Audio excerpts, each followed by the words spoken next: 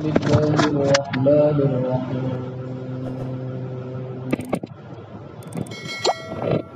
وينذر الذين قالوا اتخذ الله ولدا ما لهم به من علم ولا لآبائهم كبرت كلمة تخرج من أفواههم إن يقولون إلا كذبا فلعلك باخع نفسك على آثارهم إن لم يؤمنوا بهذا الحديث أسفا إنا جعلنا ما على الأرض زينة لها لنبلوهم أيهم أحسن عملا وإنا لجاعلون ما عليها صعيدا جرزا صدق الله العظيم. اور ہم نے قرآن پاک کو نازل فرمایا تاکہ وہ ڈرائے ان لوگوں کو جنہوں نے یوں کہا کہ اللہ رب العزت نے اپنے لیے اولاد کا انتخاب کیا، اور جنہوں نے اللہ رب العزت کے لیے اولاد قرار دی جبکہ ان کے پاس اس کا کوئی علم نہیں ہے اور نہیں ان کے باپ داداؤں کے پاس ہے. جو بات ان کے منہ سے نکلتی ہے بڑی بھاری بات ہے، اور یہ لوگ تو سوائے جھوٹ کے کچھ نہیں کہتے. بس اے محمد صلی اللہ علیہ وسلم، کیا آپ اپنے آپ کو ان کے پیچھے ہلاک کر دیں گے افسوس کی وجہ سے کہ اگر یہ لوگ اس کتاب پر ایمان نہ لائیں؟ ہم ہی نے جو کچھ زمین پر بنایا ہے اس کو زمین کے لیے زینت قرار دیا تاکہ ہم امتحان لے کہ کون اچھے اعمال کرنے والا ہے، اور جو کچھ زمین پر ہے ہم اس کو عنقریب ریزہ ریزہ کر دینے والے ہیں. اللہ رب العزت نے قرآن پاک کے اندر سورہ کہف نازل فرمائی. سورہ کہف کی کافی ساری فضیلتیں اللہ کے نبی صلی اللہ علیہ وسلم نے احادیث میں بیان فرمائی ہے. بنیادی فضیلت سورہ کہف کی یہ ہے، ایک حدیث ہے اللہ کے نبی صلی اللہ علیہ وسلم نے فرمایا جس کا خلاصہ اور مفہوم ہے کہ جو شخص سورہ کہف کی ابتدائی آیات اور آخری آیات کی تلاوت کی پابندی کرے گا وہ دجال کے فتنوں سے محفوظ رہے گا. اور ایک حدیث میں مطلق کہا کہ سورہ کہف کی جو تلاوت کرے گا جمعہ کے دن تو اللہ رب العزت اس جمعہ سے لے کر آئندہ جمعہ تک پیدا ہونے والے فتنوں سے اس کو محفوظ رکھے گا، اس کی حفاظت فرمائے گا. اس لیے جمعہ کے دن سورہ کہف کی تلاوت کی کیا کرنی چاہیے؟ پابندی کرنی چاہیے. اور ویسے ہی چلتے پھرتے اٹھتے بیٹھتے سوتے جاگتے شروع کی 10 آیتیں یا آخر کی 10 آیتیں یہ تو پڑھتے ہی رہنے کی تاکہ دجال کے فتنوں سے حفاظت ہو جائے. اب سوال یہ پیدا ہوتا ہے کہ دجال کے فتنے ہے کیا؟ بھئی عام طور پر ہمارے ذہن میں جو سوال یہ آتا ہے وہ یہی سمجھ میں آتا ہے ہمارے کو کہ بھئی دجال کے فتنے تو جب ہی ظاہر ہوں گے جب دجال ظاہر ہوئے گا. کیا خیال ہے؟ بھئی جب جس دن دجال نکلے گا تو اس دن ان کے فتنوں کا سامنا ہوگا، اس کے فتنوں کا مقابلہ ہوگا. ابھی تو دجال آیا نہیں ہے لہٰذا ان کے فتنوں سے کیا خطرہ؟ بات سمجھ میں آ رہی ہے؟ حالانکہ یہ حقیقت نہیں ہے. بات ایسی نہیں ہے کہ دجال نکلے گا تو فتنے نکلیں گے. دجال کی آمد سے پہلے ہی فتنوں کا ظہور ہو چکا ہے، یہ فتنوں کا زمانہ چل رہا ہے. تو یہ سب دجالی فتنے ہیں جو ہماری نظروں کے سامنے، خاص طور پر یہ جو نیٹ ورکنگ ہے اور یہ جو انٹرنیٹ کا جو پورا جال ہے جس کو مایا جال کہنا چاہیے، یہ پورا دجال کا فتنہ ہے. اور اسی انٹرنیٹ کی وجہ سے نوجوان نسلیں کیا ہو رہی ہے؟ ہلاک و برباد ہو رہی ہے، اپنی نفسانی خواہشات کے اوپر چڑھ چکی ہیں، اور جنہوں نے اپنی جوانیوں کو ہلاک کر دیا اور جو اپنے ماں باپ کی نافرمان بن گئی اور ماں باپ نے اپنے اولاد کی تربیت کے پیچھے توجہ نہیں دی، یہ سب اس جال کی وجہ سے ہے جو دجال کے فتنوں میں سے ایک فتنہ ہے. بات سمجھ میں آ رہی ہے؟ ورنہ عام طور پر ہمارے دلوں میں ہمارے دماغ میں یہی بات ہوتی ہے کہ بھئی دجال کا فتنہ کب آئے گا؟ جب دجال ظاہر ہوئے گا. ایسا نہیں ہے. جہاں اللہ رب العزت نے دنیا کے اندر اچھے لوگوں کو پیدا فرمایا ہے وہی اللہ رب العزت نے دنیا کے اندر دجال کے ماننے والوں کو بھی پیدا فرمایا. اور یہ اس صدی کے اندر تو کیا ہے، دجال کے چاہنے والے کچھ زیادہ ہی بڑھ گئے ہیں. نہ سمجھ میں آ رہی، بہت زور و شور پہ. ہم تو ابھی کیا ہے کہ خرگوش کی نیند میں سو رہے ہیں، ہمیں پتہ نہیں ہے کہ دنیا میں کیا چل رہا ہے. ہمیں تو صرف اتنا معلوم ہے کہ بھائی میرا کاروبار کیسا چل رہا ہے، اور اپنی دکانداری کیسی چل رہی ہے، اور بیوی بچوں کے کیا حال چال ہے. اور ہر کوئی اپنی مصیبت اور ہر کوئی اپنی پریشانی بیان کرتا ہے.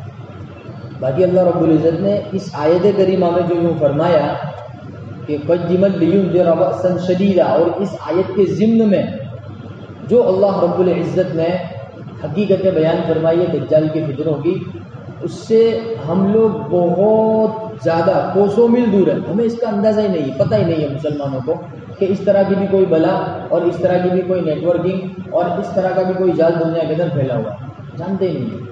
اور کس زور و شور پر تیاریاں ہو چکی ہیں باطل کی، اور کس زور و شور پر مسلمانوں کو ان کے دین کا دشمن بنانے کی تیاریاں مکمل ہو چکی.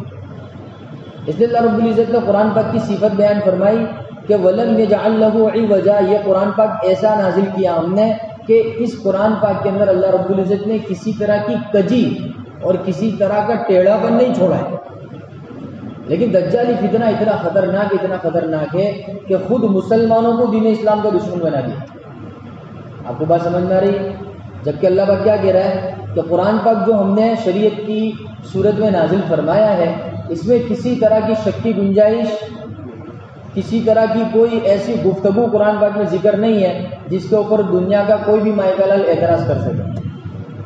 ہے ہی نہیں. اللہ رب العزت نے اوپن چیلنج دیا ہے، اور قیامت تک پیدا ہونے والے آدم کی اولاد کو چیلنج ہے اللہ رب العزت کا کہ اگر تمہیں قرآن پاک میں کسی طرح کی خرابی نظر آ رہی ہے، اگر تم قرآن پاک جیسا کوئی مماثل پیش کر سکتے ہو تو لاؤ. چیلنج ہے اللہ رب العزت. اللہ رب العزت نے دعوے کے ساتھ یہ بات کہی ہے، اور اللہ رب العزت نے کوئی دل بہلانے کے لیے نہیں، صاف لفظوں میں یہ بات کہی. اور پہلی ہی آیت کے دوسرے ٹکڑے کے اندر اللہ رب العزت نے دھمکا دیا ہے آدم کی اولاد کو. کیا دھمکایا کہ قیمن، کہ یہ جو کتاب ہے نا یہ قیم ہے. قیم دیکھو، صفت قیام یہ اللہ کی صفت ہے. اس لیے اللہ رب العزت سے ہم دعا مانگتے تو کیا کہتے ہیں؟ یا حیو یا قیوم کہتے ہیں نا. قیوم کس کو کہتے ہیں؟ قیوم اس ذات کو کہتے ہیں جو ہمیشہ سے اور ہمیشہ رہے گی. ہمیشہ زندہ رہنے والی ذات کو کیا کہتے ہیں؟ قیوم کہتے ہیں. اس لیے بعض اللہ والے جن کو اولادیں نہیں ہوتی ان کو یہ وظیفہ بتاتے ہیں کہ بھئی تم یہ وظیفہ پڑھو. تو قیوم کا ایک ترجمہ یہ بھی ہوتا ہے کہ زندہ رکھنے والی ذات، زندہ رکھنے والی ذات، زندگی دینے والی ذات. تو اللہ رب العزت کی صفت ہے قیوم، اور اسی سے لفظ قیم ہے. تو اللہ رب العزت نے فرما دیا کہ جو اس کتاب کو نہیں مانتے ہیں اور جو اس کتاب کے احکامات پر اور اس کتاب کی آیات کے اوپر اعتراض کرتے ہیں، اللہ رب العزت نے صاف لفظوں میں کہہ دیا یہ کتاب قیم ہے. قیم یعنی یہ ختم ہونے والی کتاب نہیں ہے. یہ اللہ رب العزت کی صفت ہے. قیامت آئے گی، زمین آسمان پہاڑ چاند سورج ستارے سب ختم ہو جائیں گے، لیکن یہ کتاب ختم نہیں ہوگی، کیونکہ یہ کتاب کیا ہے؟ قیم ہے. پہلی صفت اللہ پاک نے بیان فرما دی، قیم ہے یہ کتاب. اس میں کسی طرح کا ٹیڑھا پن، کسی طرح کی کجی نہیں ہے. اور پھر دھمکی کیا دی اللہ رب العزت نے؟ لینذر بأسا شدیدا، کہ یہ جتنے بھی ٹہلتے ہیں اور جتنے بھی لہلہاتے ہیں اور جتنے بھی اپنی زبانوں سے ایسی طرح طرح کی گفتگویں کرتے ہیں اور اللہ رب العزت کے لیے اولاد کا تصور قائم کرتے ہیں، یہ کتاب ایسے لوگوں کے لیے کیا ہے؟ سخت ڈرانے والی ہے. سخت ڈرانے والی ہے. بالکل اوپن انداز میں اللہ رب العزت نے ارشاد فرمایا، اور 2 مرتبہ ارشاد فرمایا. ادھر فرمایا قیم لینذر، پھر آگے بھی اللہ رب العزت نے فرمایا وَيُنذِرَ الَّذِينَ قَالُوا، کہ یہ کتاب ڈرائے گی ان لوگوں کو جنہوں نے اللہ رب العزت کے تعلق سے یہ عقیدہ گھڑ لیا ہے کہ اللہ رب العزت نے اپنے لیے اولاد پیدا کی. اور یہ عقیدہ کس کا ہے؟ سب جانتے ہیں. کس کا عقیدہ ہے یہ؟ عیسائیوں کا عقیدہ. کس کا عقیدہ ہے؟ تو پتہ چلا جو اس آیت کریمہ کے دوسری جملے میں اللہ رب العزت نے ارشاد فرمایا کہ یہ جو قرآن پاک ہے اس میں کسی طرح کا ٹیڑھا پن نہیں ہے، اور یہ کتاب قیم ہے تاکہ یہ سخت عذاب سے ڈراوے کن لوگوں کو؟ ان لوگوں کو جنہوں نے اللہ رب العزت کے ذات کے تعلق سے یہ غلط عقیدہ امت میں پھیلایا. یہ بھی دجالی فطروں میں سے ایک فتنہ ہے. کیا کہ اللہ رب العزت کے لیے اولاد کا تصور لوگوں میں کیا کرو، عام کرو. دیکھو عیسائیت کی محنت کیسی زور و شور پہ چل رہی ہے، کیسی زور و شور پہ چل رہی ہے. خوب مال خرچ کرتے ہیں، خوب مکان جائیداد اور عورتیں اور کیا کیا عیش و عیاشی کے سامان وہ لوگ مہیا نہیں کر دیتے ہیں جو انسانی ضرورت کو چاہیے. اور کیا تصور قائم کراتے ہیں کہ بھائی تم یہ عقیدہ رکھو کہ اللہ رب العزت نے بچہ جنا. اور وہ کس کو قرار دیتے ہیں؟ نعوذ باللہ من ذالک حضرت عیسیٰ علیہ السلام. ایک جگہ اللہ رب العزت نے قرآن پاک میں ارشاد فرمایا کہ یہ جو عیسائی ہے یوں کہتے ہیں ان اللہ ثالث ثلاثہ، ان اللہ ثالث ثلاثہ، کہ اللہ رب العزت تین میں کا ایک خدا ہے. نعوذ باللہ من ذالک، کہ اللہ رب العزت ایک ہیں. اللہ رب العزت کے ساتھ ان کے شریک ان کے بیٹے حضرت عیسیٰ علیہ السلام ہیں، اور تیسرے حضرت عیسیٰ علیہ السلام کی والدہ حضرت مریم ہے. اور بعض لوگوں کا عقیدہ ہے کہ حضرت عیسیٰ کے ساتھ حضرت جبریل امین ہے جن کو روح القدس کہتے ہیں لوگ. تو یہ عقیدہ یہودیوں نے اور عیسائیوں نے چلایا ہے. تو اور یہی دجالوں کے ایجنٹ ہے. آپ ذرا گوگل پہ سرچ تو کریں، آپ ذرا فلسطین کی رودات کو پڑھیں اور فلسطین کے ضمن میں جو انہوں نے اسرائیل قائم کیا ہے، اسرائیل جس کو کہتے ہیں ہم، جو قائم کیا ہے، آپ ذرا وہاں کے حالات کو پڑھیں. موساد کر کے ایک ان کی خفیہ ایجنسی، ذرا وہاں کے حالات اور واقعات اور اس کے مشاہدات کو آپ ذرا پڑھیں ویکیپیڈیا پہ جا کر کے، تو آپ کو اندازہ ہوگا کہ یہ کتنی دور کی سوچتے ہیں اور ان کے کیا کیا پلاننگ ہے. ان کی تو پوری پلاننگ ہے. اس لیے کتاب ہے دجال کون کب کہا، ایک کتاب ہے شاہ علوہ منصور صاحب نے لکھی ہے کتاب. اس کے اندر انہوں نے یہ بات لکھی ہے کہ یہودیوں کا ماننا یہ ہے کہ ان قریب ایسا زمانہ آنے والا ہے کہ دجال ظاہر ہوگا، اور اسی کو وہ حضرت عزیر کا نام دیتے. نعوذ باللہ من، حالانکہ حضرت عزیر اللہ کے نبی گزرے، سچے پکے نبی گزرے. ان کا تذکرہ بھی قرآن پاک میں 10ویں پارے میں اللہ رب العزت نے فرمایا کہ یہود کہتے ہیں وقالت الیہود عزیر ابن اللہ، یہود کہتے ہیں کہ عزیر اللہ کے بیٹے ہیں.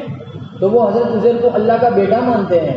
اور ان کا ماننا یہ ہے کہ قیامت سے پہلے قریب زمانے میں حضرت عزیر آسمان سے نازل ہوں گے، جن کو بالفاظ دیگر یہ مسیح دجال کہتے ہیں. اور بعض لوگ کہتے ہیں کہ بھئی دجال الگ ہے عزیر الگ ہے. اب وہ آگے کیا کریں گے؟ پوری دنیا سے مسلمانوں کو اور اسلاموں کو ختم کر دیں گے، اور پوری دنیا کے اندر صرف اور صرف یہودیوں کی حکومت ہوگی. جو ان کا عقیدہ ان کا ماننا ہے، اور وہ اس کے اوپر زور و شور سے محنت کر رہے ہیں. اور جناب کوئی 2-3 دن 2-3 مہینے 2-3 سال سے محنت نہیں ہو رہی ہے، صدیوں سے محنت چل رہی ہے اس کے اوپر. کب سے چل رہی ہے؟ صدیوں سے محنت چل رہی ہے. بات سمجھ میں آ رہی ہے؟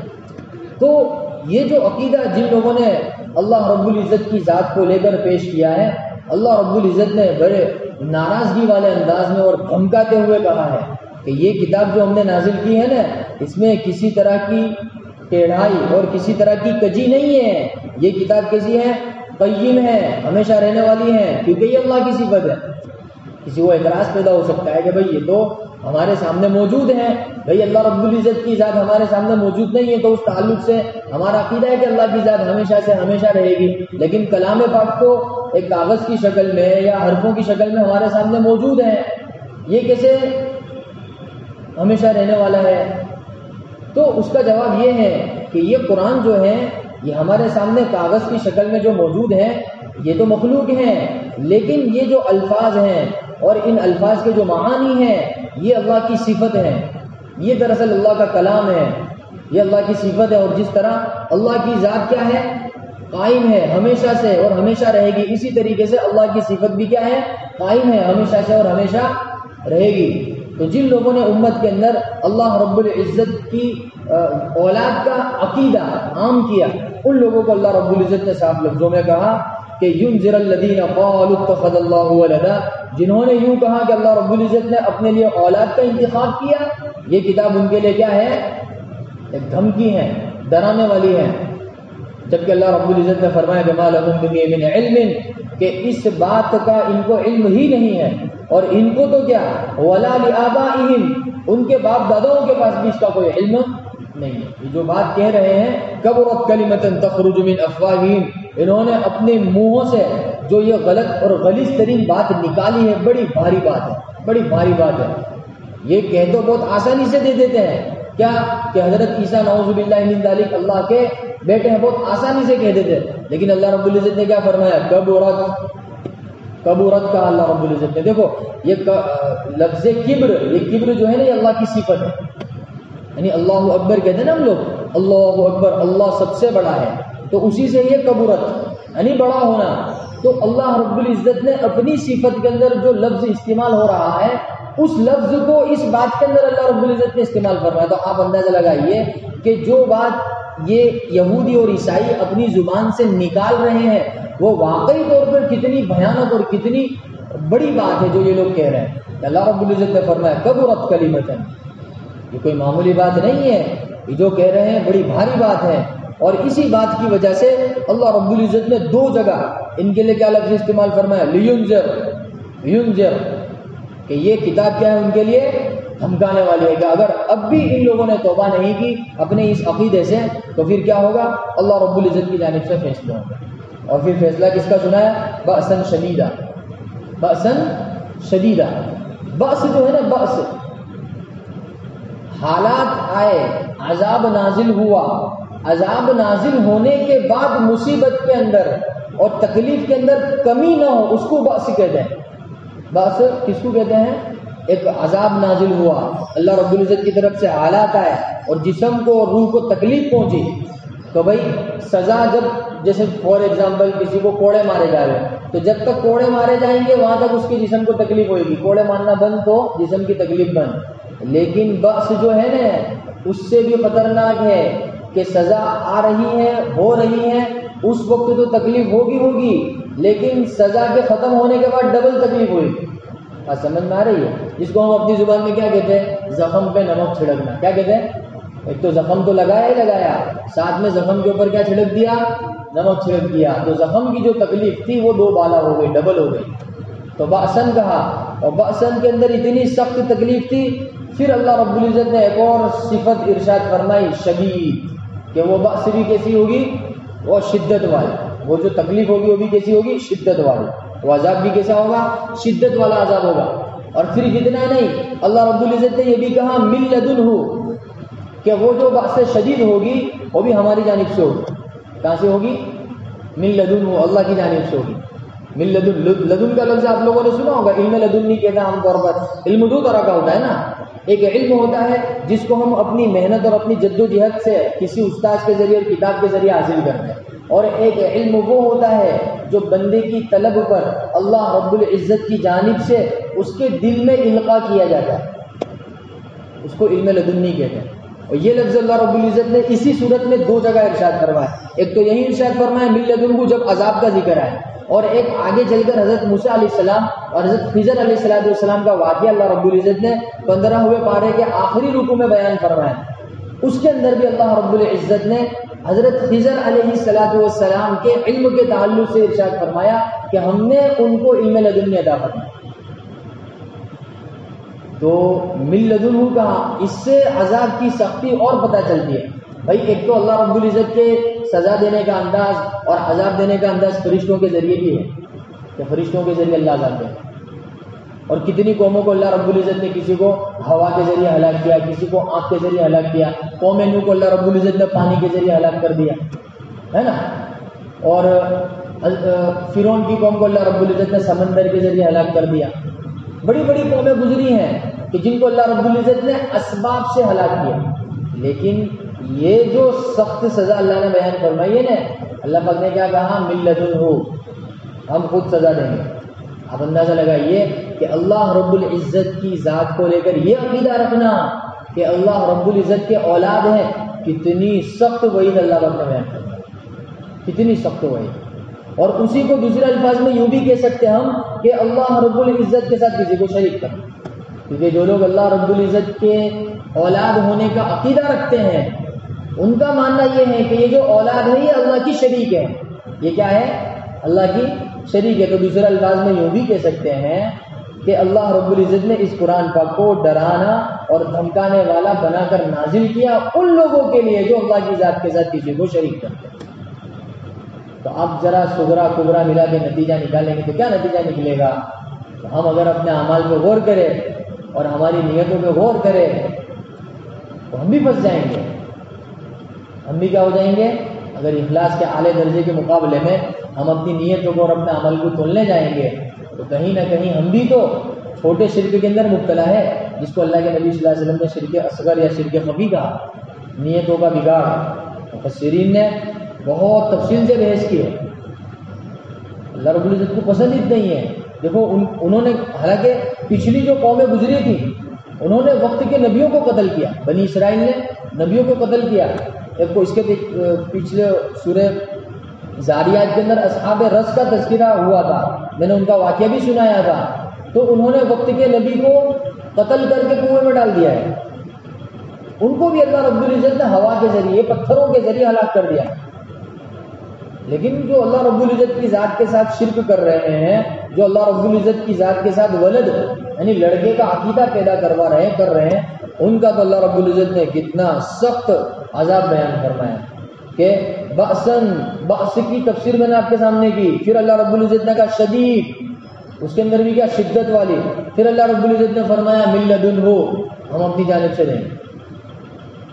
اور پھر وہیں اللہ رب العزت نے ایمان والوں کو بشارت سنائی. جہاں ان یہودیوں اور عیسائیوں کے سلسلے میں اللہ رب العزت نے یہ آیت کریمہ نازل فرمائی، وہی اللہ رب العزت نے جو صرف اللہ کی ذات پر ایمان رکھتے ہیں، جو صرف اللہ رب العزت کے بتلائے ہوئے عقیدوں کو فالو کرتے ہیں، جو صرف اللہ کے نبی صلی اللہ علیہ وسلم کی راہ پر چلتے ہیں، ان کے لیے اللہ رب العزت نے خوشخبری بھی سنا دی کہ وَيُبَشِّرَ الْمُؤْمِنِينَ، کہ ایمان والوں کو خوشخبری سنا دو کہ جو کیا کرتے ہیں، عمل صالح کرتے ہیں. اور عمل صالح کی تفسیر پہ یہی لکھا ہے کہ جو شرک سے بچتا ہو بنیادی طور پر، کیونکہ جس طریقے سے نماز پڑھنا عبادت ہے، اسی طریقے سے گناہ سے بچنا اس سے بڑی عبادت ہے جناب. متقی کس کو کہا جاتا ہے؟ تقوی کا عربی زبان کے لیے جو ترجمہ ہوتا ہے نا، بچنے کا ترجمہ ہوتا ہے. تقوی کا ترجمہ کیا ہوتا ہے؟ بچنا. کیا ترجمہ ہوتا ہے؟ بچنا. صرف نماز پڑھنے والے کو متقی نہیں کہا گیا، صرف زکات ادا کرنے والے کو متقی نہیں کہا گیا، صرف حج کر لینے والے کو متقی نہیں کہا گیا. متقی بنیادی طور پر اس کو کہا گیا کہ جو عبادات کرتے ہوئے اللہ رب العزت کی نافرمانیوں سے بچ جائے. تو ہمارا مسئلہ ایسا ہے کہ عبادت ہمارے لیے بہت زیادہ آسان ہے، اور موجودہ زمانے میں گناہوں سے بچنا، جبکہ دجالی فتنہ چل رہا ہو اور دجال کے ایجنٹ اور دجال کے جو جال ہے وہ چاروں طرف بنے جا چکے ہو، گھروں گھر میں دجال کا فتنہ پہنچ چکا ہے. پھر ایسی صورت کے اندر اللہ رب العزت نے فرمایا کہ ایمان اور عمل صالح ان کے لیے کیا ہے؟ ان لہم اجر حسنہ، کہ ان کے لیے کیا ہے؟ اجر حسنہ ہے. جس طریقے سے ان کے عذاب کو سختی کے ساتھ بیان فرمایا، اسی طریقے سے اللہ رب العزت نے ایمان والوں کے اجر کو بھی سختی کے ساتھ بیان فرمایا، یعنی تاکید کے ساتھ، کہ ایسے لوگوں کو جنہوں نے اللہ رب العزت کے ذات کے تعلق سے عقیدہ اپنا صحیح رکھا تو ان کے لیے اجر ہے برابر. اب اجر کے اندر سب چیزیں آ گئی، اللہ رب العزت کی خوشنودی آ گئی اس کے اندر. پھر اجر کی صفت کے اللہ رب نے بیان فرمایا کہ اجر بھی کیسا ہوگا؟ حسن ہوگا. کیونکہ انسانی فطرت ہے کہ انسانی فطرت خوبصورتی کو تلاش کرتی ہے. انسانی فطرت کس کو تلاش کرتی ہے؟ خوبصورتی. ہر چیز کو خوبصورتی دیکھتا ہے. بھائی میرا مکان خوبصورت ہونا چاہیے، میرا مکان کیسا ہونا چاہیے؟ خوبصورت ہونا چاہیے. جو پیر میں چپل پہنوں گا وہ چپل کیسی ہونی چاہیے؟ خوبصورت ہونی چاہیے. سر پہ ٹوپی خوبصورت ہونی چاہیے. جسم پہ لباس خوبصورت ہونا چاہیے. تو انسانی فطرت کو مد نظر رکھتے ہوئے اللہ رب العزت نے اجر کی صفت بھی کیا بیان فرمائی؟ حسن والا اجر دیں گے ہم، خوبصورت اجر دیں گے، حسنا. اور تیسری صفت اللہ پاک نے کیا بیان فرمائی؟ ماکثین فیہ ابدا. اور وہ اجر بھی ایسا ہوگا کہ وہ کوئی ایک دو دن والا نہیں ہوگا کہ بس لمیٹڈ آفر چلتی ہے نا، تو اللہ رب العزت کے یہاں جو اجر ملے گا اس کی آفر لمیٹڈ نہیں ہوگی، بلکہ ماکثین فیہ ابدا، ہمیشہ ہمیشہ والا اجر اللہ رب العزت عطا فرمائے گا.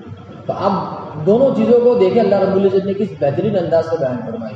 ایک اللہ رب العزت کے ساتھ جو غلط عقیدہ رکھتے ہیں ان کا حال بیان فرمایا، اور دوسرے جو اللہ رب العزت کے ساتھ صحیح عقیدہ رکھتے ہیں ان کے اجر کو بیان فرمایا. ان کے عذاب کے اندر بھی 3 چیزیں بیان فرمائی، اور ان کے اجر کے اندر بھی اللہ رب العزت نے 3 چیزیں بیان فرمائی. اللہ کرے ہمیں بات سمجھ میں آ جاوے اور ہم اللہ رب العزت کے کلام کو سمجھ کر اس پر عمل کرنے والے بن جائے. باقی انشاءاللہ